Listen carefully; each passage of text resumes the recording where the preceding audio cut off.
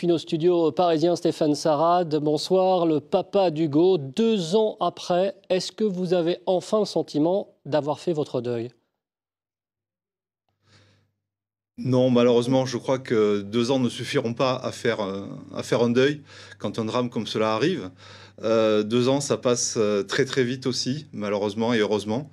La vraie difficulté pour nous, pour sa famille, ses amis et pour moi, c'est de trouver du sens à cette tragédie et d'essayer de continuer à avancer.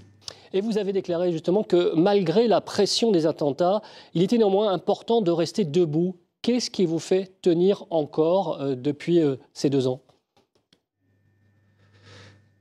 En fait, ce qui fait tenir la famille d'Hugo, ses amis, c'est la volonté de continuer à porter ce que Hugo était, de porter ses rêves, de porter le message qu'il avait, le message d'ouverture, de ne pas sombrer dans la haine, de ne pas sombrer dans la violence.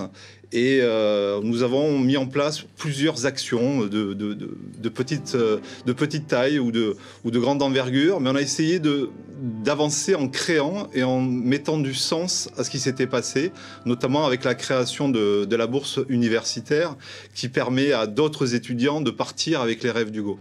Vous avez justement créé cette bourse, on vient de l'entendre.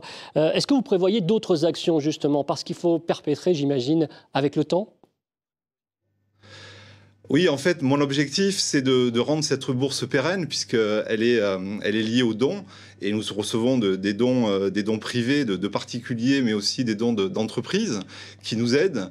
Notre objectif, c'est de pérenniser cette bourse, que cette bourse me survive quelque part, nous survive à tous, parce qu'elle permet à des étudiants, à des jeunes étudiants de partir à l'autre bout du monde, se confronter à d'autres cultures, à d'autres sociétés. Et pour moi, combattre l'obscurantisme avec mes armes, c'est tout à fait ça. C'est aller se confronter à l'autre dans ce qu'il a de meilleur. Justement, Salah Abdeslam, seul survivant des commandos du 13 novembre, pourrait comparaître pour un premier procès à Bruxelles le 18 décembre prochain dans le dossier de la fusillade qui a mené à son arrestation. Est-ce que c'est un moment que vous attendez ou que vous redoutez ? C'est un moment que nous attendons, que j'attends en particulier.